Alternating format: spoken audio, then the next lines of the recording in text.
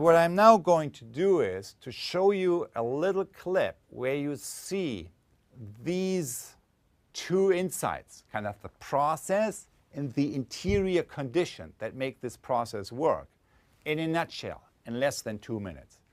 And it's a great example of leading through listening. In the middle of this picture, you see the conductor, Zubin Mehta, one of the greatest conductors of our time. To his left, you see Placido Domingo, one of the greatest tenors of our time.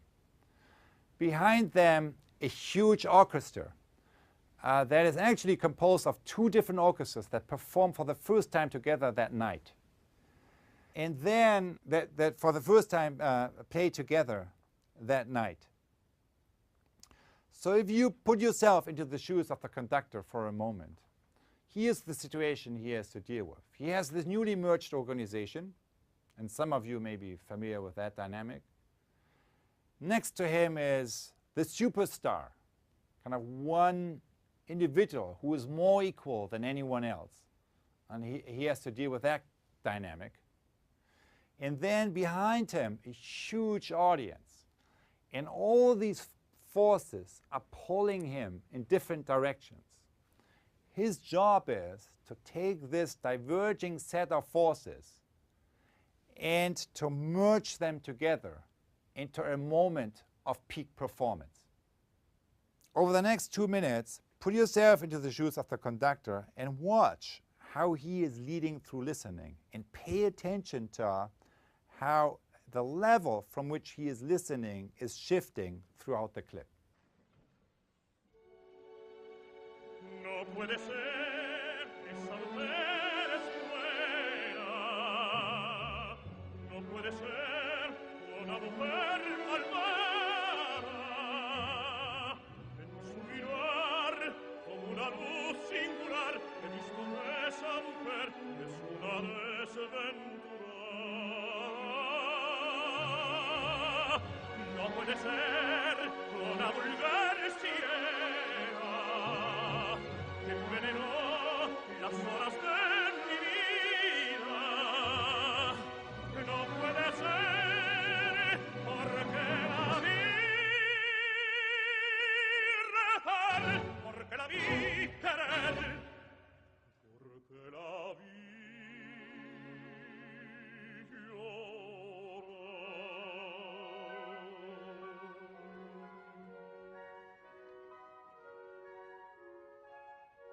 Los ojos me lloran, no saben mentir. Las malas mujeres la miran así, temblando en sus ojos 2 lágrimas de mí. Y a mí me ilusiona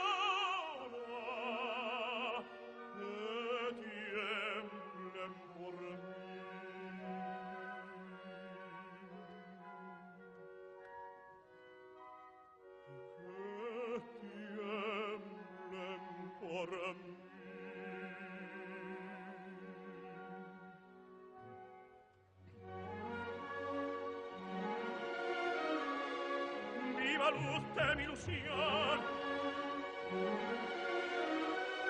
sé piadosa con mi amor, porque no sé fingir, porque no sé callar, porque no sé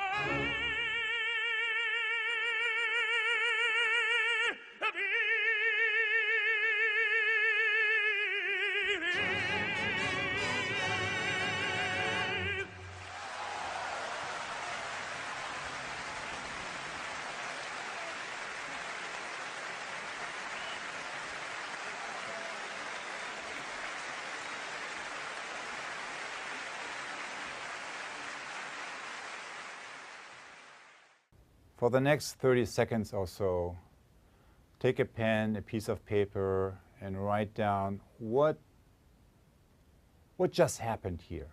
What did you notice? What did you notice in this amazing example of leading through listening? Write down whatever you observed, whatever caught your attention.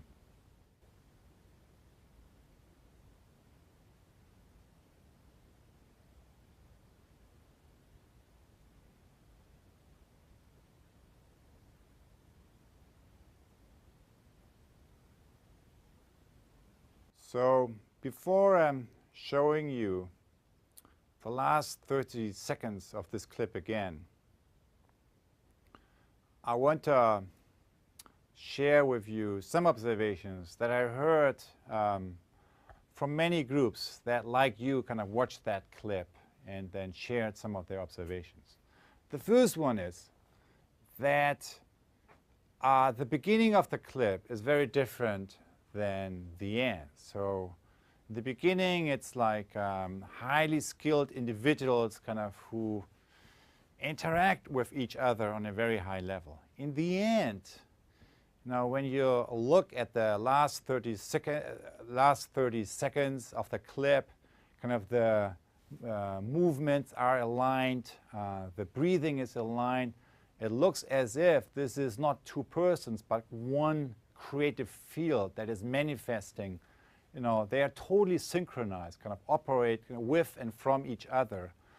And it looks as one system or one intelligence rather than two persons interacting with each other. So that's kind of, there's a shift happening from the beginning to the end. And what's interesting about that shift is, and what I love about this clip is, that I believe what Zubin Mehta, the conductor, is doing, is embodying, is a physical embodiment of the inner leadership work that we need to do in order to take a group from here to there. And let's just look at that kind of language of his body language a little bit. In the beginning, kind of, he is kind of more transactional, and then you see the shift, which is kind of this level here, kind of that I kind of interact with my environment. But then where's this shift to the empathic level? You remember kind of where at one moment he is turning around and opening his arms and giving all his attention to Placido Domingo, to the tenor. And you can see how the emotional connection is building up. It's not only here, it's kind of here. You see the direct emotional connection building up. And then, I don't know whether you remember, shortly after that, it's this. He is dropping the baton. Think about that. What does it mean that if, as a conductor, you're dropping the baton? As a conductor, I get my paycheck for doing this. He is dropping the baton, and that means it's a radical statement that says it's not about me. It's about something else. It's about something else that is about to come into the world and that I am in service of. Now, I don't know about you. I'm not a musician. I can't judge any of that. But I have been in that situation many times. I have seen these shifts in groups many times. What does it take to help a group to access that deeper level of knowing? It's exactly what he did. When you put yourself in the center and kind of you talk everyone to death, there's no way you will bring a group to the fourth level. However, what he did is he is pulling himself out of the center. He is going to the periphery and holding the space. It's like this.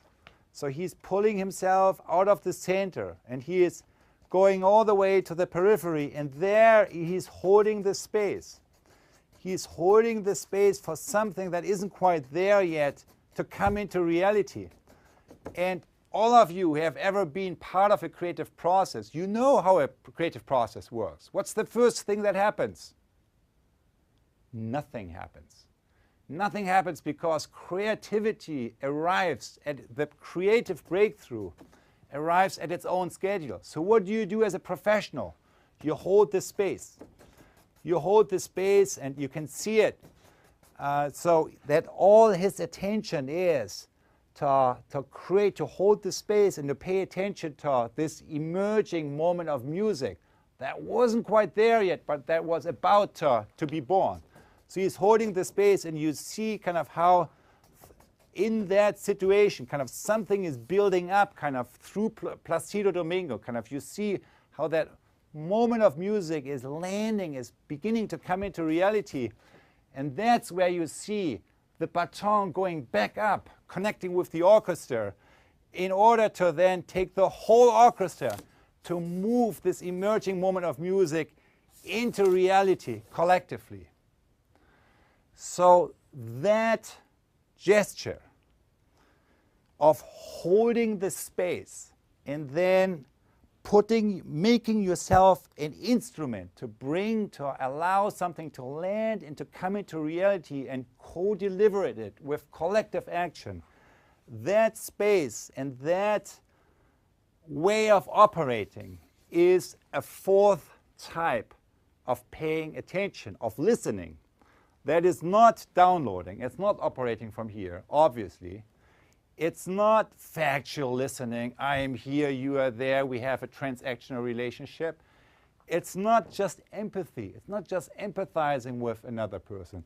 But it's a fourth way of relating to and being in the world.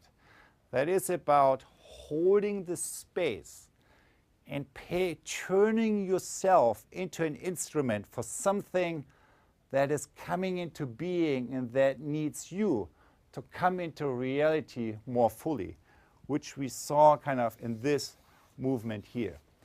That's what I call presencing, sensing and actualizing an emerging future possibility. You know, that process of collectively being born here. But it doesn't matter how we call it. What matters is that this is a distinct way of operating that is at the core of dealing with the major challenges of our time that require us to connect with emerging future possibilities not only as an individual, but also collectively. Now, let's watch it again, and then I will give you a quick kind of summary of the Theory U framework. Viva l'ultima illusión, sé piadosa con mi amor, porque no sé fingir, porque no sé callar, porque no sé vivir.